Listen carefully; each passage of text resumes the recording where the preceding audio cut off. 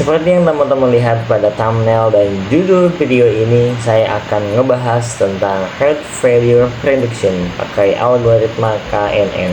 Kita ngerjainnya di Google Colab, mulai dari baca dataset, dari data, bikin model, sampai tuning biar akurasinya lebih bagus. Oke, kita mulai. Langkah pertama, di sini kita import library. Yang kita butuhkan ada pandas buat baca datanya, ada numpy buat numerik, kemudian ada sklearn buat model KNN ya, algoritmanya, kemudian ada evaluasi, kemudian di sini ada matplotlib ya buat visualnya nanti. Oke, ini langkah pertamanya, kita import library. Kemudian kita lanjut ke langkah yang kedua. Tapi sebelum lanjut ke langkah yang kedua, kita jalanin dulu. Oke, ini udah berhasil. Langkah kedua ini kita akan membaca dataset heart.csv ya. Ini dataset ini dapat dari dosen saya, jadi mungkin nanti teman-teman akan berbeda hasilnya. Di sini saya dapat dari dosen saya pribadi. Kemudian di sini ada print kolom dalam DF. Kemudian di sini ada print contoh 5 baris. Nah, kita jalanin aja ya. Nah, ini dia hasilnya. Nah, ini hasil pemeriksaan awal dataset, ada 14 kolom, 13 kolom sebagai fitur dan 1 kolom sebagai output. Nah, ini output. Nanti kita ganti ya, jangan output, kita ganti namanya target supaya lebih enak. Kolom target ini menunjukkan, nanti kita ganti namanya. Kolom target ini atau output ini menunjukkan apakah pasien punya indikasi penyakit jantung atau tidak, dengan nilai 1 untuk iya dan 0 itu untuk tidak. Di sini adanya 1 semua, artinya semuanya pengidap indikasi penyakit jantung. Nah, di sini kita juga lihat jumlah variasi di setiap kolom, misalnya umur, kemudian ada 41 nilai di sini yang berbeda, masuk akal ya. 41 nilai ini masuk akal karena umur pasien itu bervariasi ya. Kemudian di sini ada seks, hanya punya 2 nilai, yaitu 0 buat perempuan dan 1 untuk laki-laki. Ada juga kolom kategori seperti CP, jenis nyeri dada, dengan 4 variasi, dan kolom numerik seperti kolesterol yang ini dengan 152 variasi.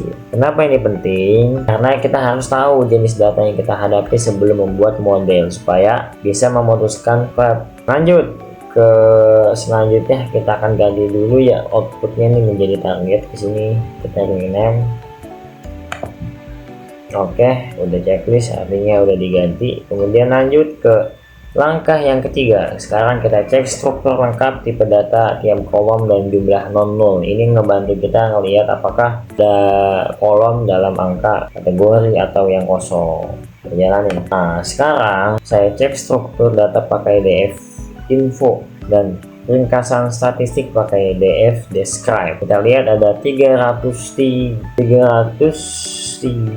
baris dan 14 kolom. Semua kolom punya 333 data, artinya tidak ada nilai kosong. Ini bagus karena kita nggak perlu isi data hilang.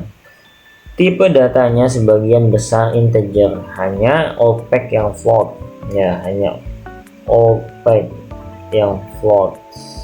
Dari describe yang kita gambarkan distribusi data, misalnya umur pasien rata-rata 54 tahun, termuda 29 tahun, tertua 77 tahun maksimal. Kolesterol rata-rata sekitar 246 mg atau DL. Kolesterol 246 rata-ratanya, dengan maksimum sampai 564 cukup tinggi. Kemudian tekanan darah rata-rata di 131 mmHg, lumayan ya. Untuk target rata-rata 0,54, artinya sekitar 54% pasien punya indikasi penyakit jantung nih.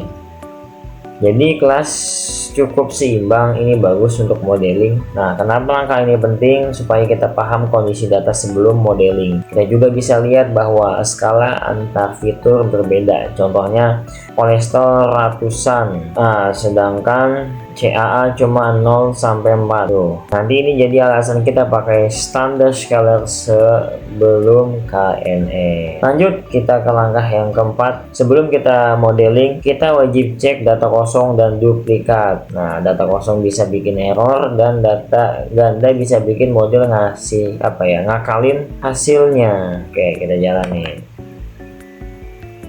Di sini missing di semua kolom itu 0, persentasenya 0%, duplikat 1 baris. Nah, ini udah dihapus. Nah, saya cek apakah ada data kosong dan baris ganda. Hasilnya semua kolom ini ya emang bersih banget, tidak ada nilai hilang, tapi ada 1 baris duplikat. Saya hapus sehingga dataset jadi 302 baris. Kenapa ini penting? Karena data kosong bisa bikin error dan duplikat bisa mengganggu hasil prediksi. Sekarang dataset kita bersih dan siap digunakan. Kita lanjut ke langkah yang kelima, yaitu sekarang kita siapin data untuk model. Semua kolom input kita sebut features. Kolom target adalah label yang mau diprediksi. Nah, setelah itu kita data dibagi 80% buat latihan dan 20% buat tes. Tujuannya supaya model diuji pakai data yang belum pernah dilihat. Oke, kita jalanin.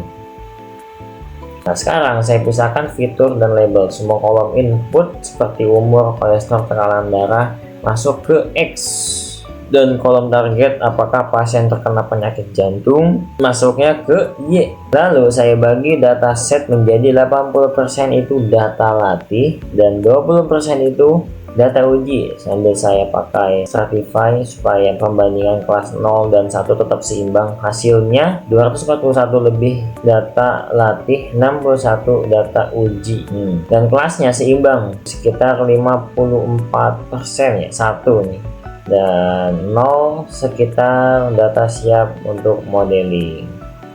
Lanjut ke langkah selanjutnya, langkah ke-6. Nah, buat model KNN pertama saya pakai K sampai dengan 5 dulu. KNN ini itu lihat tetangga terdekat. Kalau tetangganya banyak yang sakit, kemungkinan pasien ini juga sakit. Kita jalanin dulu ya. Nah, sekarang udah saya buat model KNN sederhana pakai K nya 5 tanpa prop refreshing tambahan. Ini jadi baseline kita. Setelah dilatih dan diuji di data tes, akurasinya sekitar 61%. Kalau kita lihat laporan klasifikasinya, model sedikit lebih baik pada kelas pasien yang positif penyakit jantung dibanding yang negatif, karena datasetnya seimbang. Angka 61% ini lebih baik dari tebak mayoritas kelas, tapi masih rendah. Nanti kita coba tingkatkan performa dengan standarisasi fitur. Lanjut ke langkah yang ke-7. KNN sensitif sama skala angka. Misal kolesterol ratusan tapi CA cuma 0 sampai 3. Nah, jarak jadi berat sebelah. Nah, kita standarisasi supaya semua fitur punya rata-rata 0 dan standar deviasi 1. Biasanya ini bikin performa KNN lebih stabil. Jalanin. Nah, KNN untuk ukur jarak antar data, kalau ada fitur angkanya besar seperti kolesterol ratusan sementara fitur lain kecil, model tuh berat sebelah. Karena itu saya standarisasi semua fitur dibikin rata-rata 0 dan standar deviasi 1. Setelah saya latih ulang KNN dengan data yang sudah di scale, akurasi langsung naik dari sekitar 61% ke 80%. Jadi progressing kayak gini penting banget sebelum pakai algoritma berbasis jarak. Nah, segini hasilnya. Oke, kita lanjut ke langkah yang ke-8. Sekarang kita cari nilai K terbaik secara otomatis pakai Goodsearch. Kita uji K dari 1 sampai 30 dan pakai 5 fold cross validation. Data dibagi 5 bagian, dilatih ulang, dirata-ratakan. Kita jalani. Nah, setelah saya jalani tuning parameter menggunakan Goodsearch CP, saya coba nilai K dari 1 sampai 30 dengan 5 fold cross validation. Jadi data training dibagi 5 bagian, mode dilatih bergantian lalu dirata-ratakan. Ini bikin evaluasi lebih stabil. Hasilnya K terbaik adalah 8 dengan akurasi cross validation sekitar 83%. Nilai ini saya pakai sebagai kandidat model final karena lebih objektif daripada pilih K secara sembarang. Oke, kita lanjut ke langkah nomor 9. Biar lebih jelas, saya plot akurasi model untuk tepat untuk tiap nilai K. Cari puncaknya itu kandidat bagus untuk dipakai. Setelah itu saya tutup videonya. Oke teman-teman, perhatikan, kita jalani. Ini grafik akurasi model KNN untuk setiap nilai K dari 1 sampai sumbu X jumlah 1 sampai 30. Sumbu X jumlah tetangga sumbu X jumlah tetangga, sumbu Y akurasi dataset. Bisa dilihat kalau K terlalu kecil, misalnya 1 sampai 4, 1, 2, 3, 4, akurasinya rendah dan gak stabil. Mulai dari K5 performa naik, dan grassroots CP saya tadi pilih K8 sebagai yang paling stabil secara cross validation. Ini menariknya, di test split saya ada puncak akurasi tertinggi sekitar K14 yang ini, mendekati 85% tuh, 84 dikit lagi, 85 naik nih. Setelah itu akurasi turun sedikit dan cenderung stabil di angka 80-an.